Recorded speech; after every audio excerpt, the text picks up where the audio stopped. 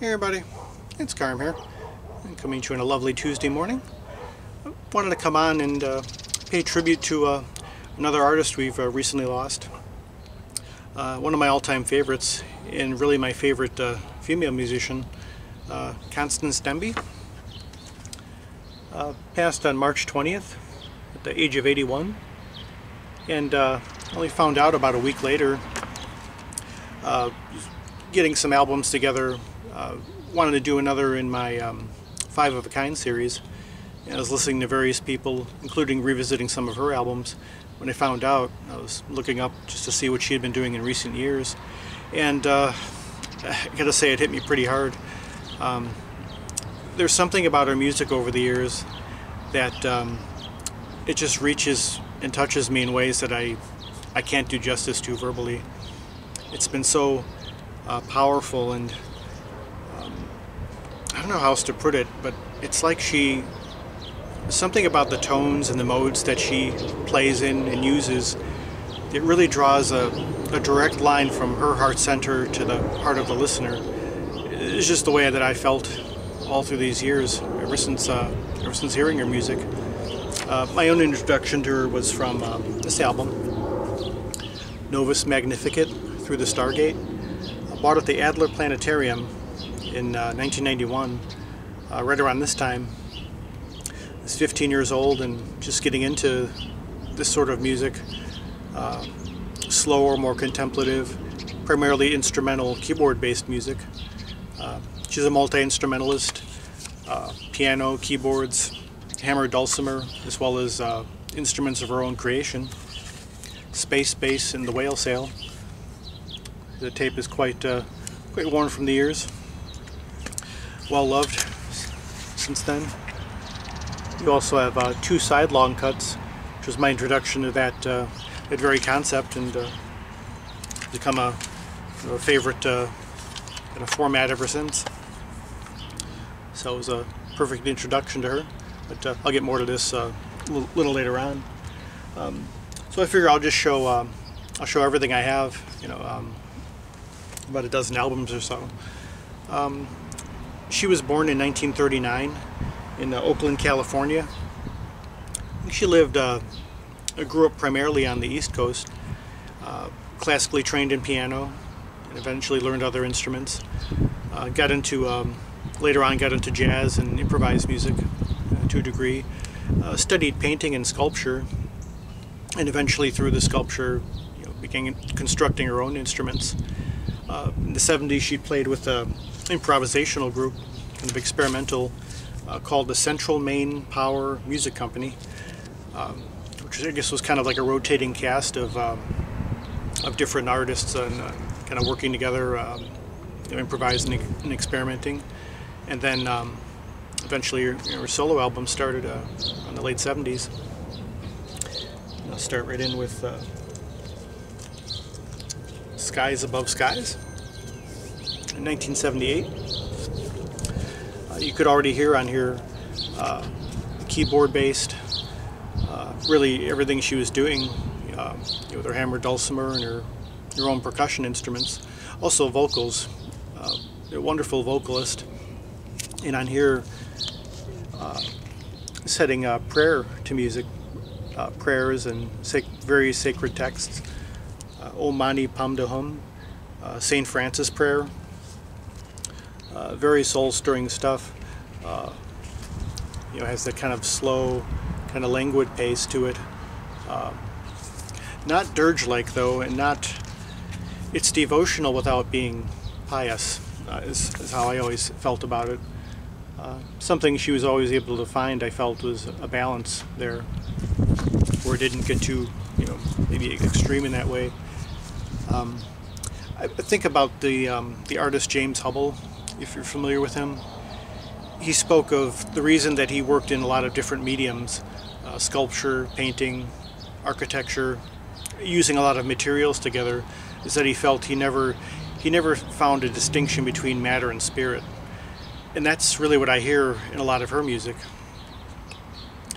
The way she blends acoustic with electronic, ancient with modern or technological, it sounds like those are all really one thing. They're enmeshed in a way that it's just one, you know, it's just part of our existence. We're living it, experiencing it now, and all of our music, really, that I've heard, has that quality, and you could hear it on here, you know, right away. Again, just very powerful and direct. Next up, you have Sunborn from 1978, or 1980 rather, kind of continuing in that vein, you know, using some sacred texts. On here, there's the lyrics from the Emerald Tablets. On here, it's a little more synthesizer oriented, but again, having that very much a breathing quality to the electronics, you know, along with her voice and the other instruments. One of my all-time favorite songs in general, and not just from her, Darkness of Space, which was played quite often on Star Streams and Music from the Hearts of Space, which she had an association with Stephen Hill through her albums. And here's the lyrics for Darkness of Space. A very powerful, soul-stirring song. Much like the artwork on here, you know, contrasting light and shadow, showing darkness as being more of a place, a mysterious place, not a negative one, but one of you know, that which is to be unraveled. Yeah, from the Emerald Tablets by Hermes Trismegistus, Thoth. Beautiful album. Sunborn, the title cut, it's not nearly as long as the as it's printed here, but this has almost kind of a rock feel to it. But again, she kind of weaves in those contrasting aspects in a very seamless way. You know, very much her own. So yeah, just incredible stuff here. Sunborn. Well, next up, Sacred Space Music from 1982. This features primarily her hammered dulcimer playing, which really was kind of my own introduction to it. Yeah, the Persian, yeah, Santur, as well as piano, synthesizer, and some guest artists. Tony Marcus on viola, Warren Dennis on bells. I think the title also, you could kind of read it in two ways. You know, it's the music of one's own sacred space that they're creating for themselves, but also you could say as a style or approach, space music, you know, that which creates space for the listener, you know, use of silence, but also as you could say like inner and outer space, you know, the landscape of expansion. Just a very luminous quality to what she's doing here. Yeah, if you want to hear this instrument, especially the hammered dulcimer up close, this is a real good place to start. Also, if you're maybe a little bit wary about electronic or synth-based music, even though it's featured on here, it's more acoustic, you know, that's more to the fore. And especially if you like, say, Middle and Far Eastern music, this would be a good, you know, good kind of way station or way to get into it. So, there's that one. And she did an album in '84 called Live at Alarin, which I don't have that one, but that was a really nice kind of summation of what she had been doing up to that point, blending her voice in various instruments. And then in 1986, we have Novus Magnificat. Again, my own introduction to her music overall. Here she's getting more into digital synthesis, using samplers, the emulator, but again using it in such a way that was very, very organic and very much breathes with what you want to call natural or acoustic instruments. Very classically inspired here. You could hear Bach. There's choral aspects, influences, as well as orchestral, strings and woodwinds. But again, being created electronically, but retaining that you know, a true warmth, and again that luminous quality. And on here, you really hear that emotion being expressed in such a way that's, again, cuts through so directly and so intensely intensely as well as being calm. Her sense of dynamics and kind of crescendoing, lifting you up, kind of carrying you along, and then lifting you up higher. It just keeps happening, and even after all these years, you're not quite. After hearing it for so long, you're still not quite ready for those moments to kind of take you over, and it's just again just as intense as it is healing and restorative, but just incredible, incredible. You know, and again, kind of stretching out with the two long pieces. Really allowing you to get inside of the music, in her creating it, you know, in the moment. She's also joined on here by Michael Stearns. Plays various synthesizers and an instrument called the beam, which in some ways is comparable to her own instruments, like the space bass. It kind of, you know, it's kind of sculpture as an instrument, has that kind of similar, very kind of intense, you know, metallic quality to it. Novus Magnificat. And next up, Light of This World. A compilation which I feel it's kind of like Yanni's Reflection of Passion, in that it really works well on its own as an album, you know, just like a regular album, the way it flows together and the way it's sequenced. And they have pieces all through her, from all her albums up to that point, as well as some originally made especially for the album. The title cut, Light of This World, might be the closest thing to a radio pop tune, although I don't know how much radio play it got, but you know, very much, you know, if you want to say kind of like adult contemporary pop with lyrics. Here's the lyrics here. And kind of an inspirational, devotional, but very very accessible, very easy to get into. You know, if you wanted to hear it from that angle, it's very, you know, very easy to get into. And again, kind of amended or abridged versions of longer pieces from earlier albums, but a very nice introduction to her. You want to get a good overview of everything she had done up until about the mid to late 80s. Light of This World.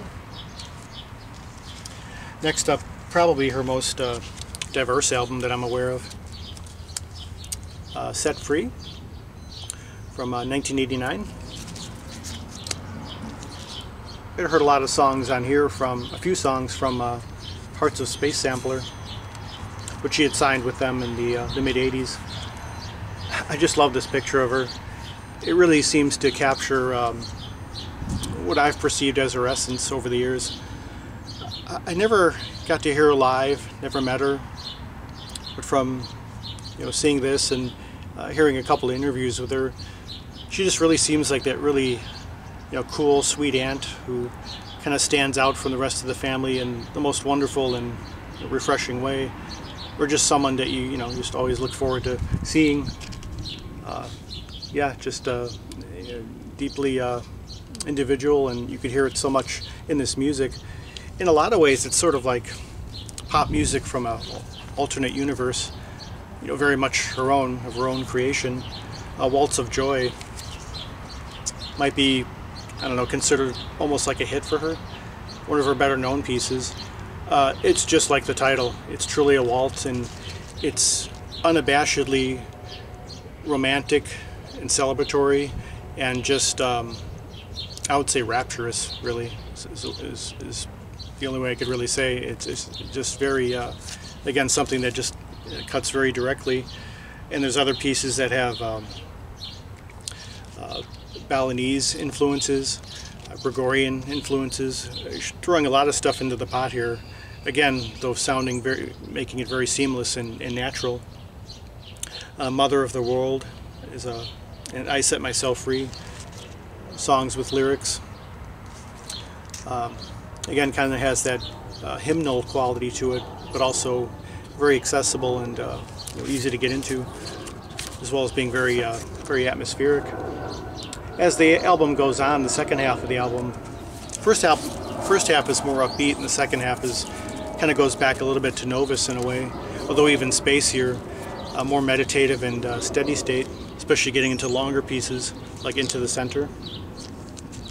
But this is a good place to start too if you want to hear a little bit of each ingredient that she throws in overall. You know, it's all here. So, set free, 1989. Next up is one of the most, oh, I didn't meant to show these before. I also have these early ones on tape. Live album from Tokyo, 1993. The first half of this especially is just one of the most gorgeous things I've ever heard. Most of these pieces on here are primarily original to this album. A Mother of the World is from Set Free. It sounds like she had created it especially for you know, for the live experience here. Especially Sky Blossoms. Just an incredible, another one just cutting straight to the heart, to one's own heart. She's using a tone on here through the synthesizer that kind of emulates a harp, or as if they're kind of coming full circle in that she uses these acoustic instruments anyway, but also, you know, showing it through with the technological side.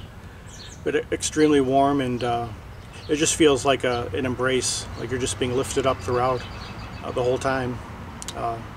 Just a very, you know, lovely and nurturing sound, but again, very powerful and with a kind of a quiet intensity as well. It isn't merely, you know, it isn't all, you know, it's just soft and billowy. There's real substance there, and you can really hear it, you know, on this live album here, live in Tokyo. Another favorite here, going to 1995, Eterna. Another album that kind of goes more classically oriented, more piano-centric, maybe one of the most piano-centered albums, and also technologically, she plays this on the Kurzweil K2000, another sampling synthesizer, and also talks a little bit about the technical aspect in the notes here. But even with that, there's no sense of this being a mere technical exercise. Incredibly beautiful. Again, kind of like Novus, has that sense of just lifting you up more and more, and then when you think you're not going to get any further or deeper, you go into another realm altogether. And just the way she, just the whole flow of this is incredibly moving. Another aspect of her music that, if you're a newcomer to it, taken in large doses, I find, even having revisited these in a short time, it can be a little overwhelming emotionally. There is a melancholy to it, and maybe even a kind of elegiac quality to it, a lot of it. So if you're going to get into it for the first time, you know, especially an album like this, you might want to do it in small doses, in the right frame of mind. I mean, I feel if this really can resonate with you, it'll be well worth it. But yeah, it can be an intense experience, you know, all kind of taken at once. But again, it's incredibly beautiful and very much, you know, just expressing something very, very powerful, very direct. So that's Eterna, 1995. Another Hearts of Space. And next up, 2000's Faces of the Christ. Another beautiful, this is in 4 movements, rather long album. Original score composed for the video of the same name. I haven't seen this so far. This is an album that's very, a more steady state overall. Maybe not as much variation as on previous albums. Would be good for sort of meditation or inner work. Yeah, just more quiet, and well, to me all of our music is contemplative, but this one naturally, you know, even more so. It has a kind of, you know, again, a kind of a solemnity to it, but without being too much. Again, if, you know, depending if you're taking it all in at once. The second movement in particular is very, strikes me personally in particular. But yeah, this would be good for that kind of hearing her in the long form, and again, more steady state. Yeah, Faces of the Christ. Next up here, I had mentioned too, during the 80s and 90s, I believe she was on the West Coast for the most part. And in 2000 she moved to Spain for a while, created an album reflecting that, Sanctum Sanctorum, which has a lot of Gregorian influences. Sounds to be sampled voices, as I don't see credits to actual singers. But you could hear, and of course at the time Gregorian chant was, you know, quite popular overall for some time. But she finds a way to integrate it with the electronics that it's just so seamless. And again, talking about not having that distinction between technological and ancient. She just finds another very direct line here. Invocation, formless presence, Alleluia, sanctuary. Yeah, just gorgeous. Some of her albums, previous albums here. Love those kind of silhouette portraits. Oh, here's her at the time. Yeah, just another gorgeous one. Sanctum Sanctorum from 2001. Got a couple more. Spirit Trance from 2004. Some of this is created for a film called I Am. And I'd say overall this album has probably the most cinematic feel to it. In the sense, almost like to a certain degree, like what you might hear in a Hollywood film. But again, of course, her singular voice is very much felt throughout. The first piece here, from the unreleased film James Dean, An American Legend. Really nice tribute to the actor, and you can kind of imagine, you know, maybe like highlight reels of him, you know, in slow motion. You know, just that kind of tribute.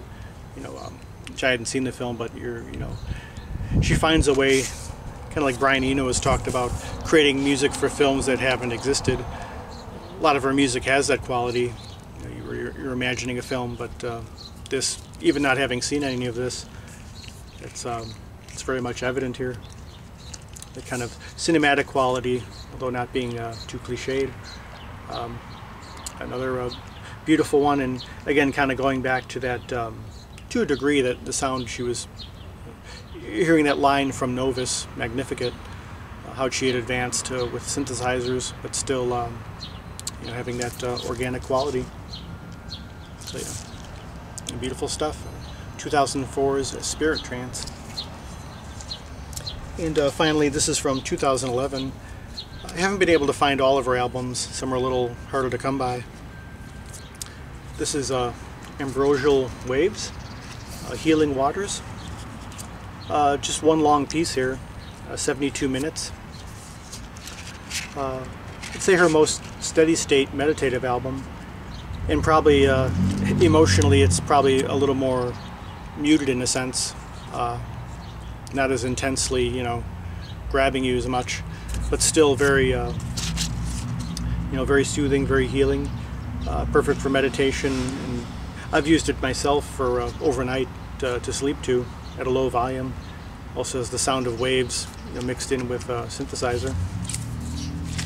But it's music that kind of just carries you along, and very good if you want that sort of thing. Again, just one long piece, a very steady state. So yeah, that's the Constance Demby I have. Wanted to, probably should have showed this at the beginning, but this, as far as I know, this is her recording debut with another artist, Troubadour, Dorothy Carter, who herself is a hammered dulcimer player, a multi-instrumentalist. This reflects a lot of different styles, Renaissance, medieval, as well as Far Eastern, East Indian, Middle Eastern music, all kind of blended in. It's Dorothy Carter herself. And Constance is on here credited as Connie Demby, playing the chin. It's a Chinese stringed instrument. So it's her recording debut. I didn't know that until much later, though. I was already getting into Dorothy's music some time back. But yeah, if you're curious about where it started with Constance, here, this is it. So yeah, just wanted to come on and share these. Again, I don't know if I've really said much of anything, but I just wanted to pay some kind of a tribute to an artist, again, that's meant so much to me over the years. This music has been so sustaining and healing and cathartic. For some of the really hard times in my life, I've turned to it, and when I've, even at times of deepest grieving, it kind of helped accelerate the process as it was healing as well, and kind of restoring things internally. And yeah, it's some of the most powerful music I've ever experienced, and yeah, recommend checking it out.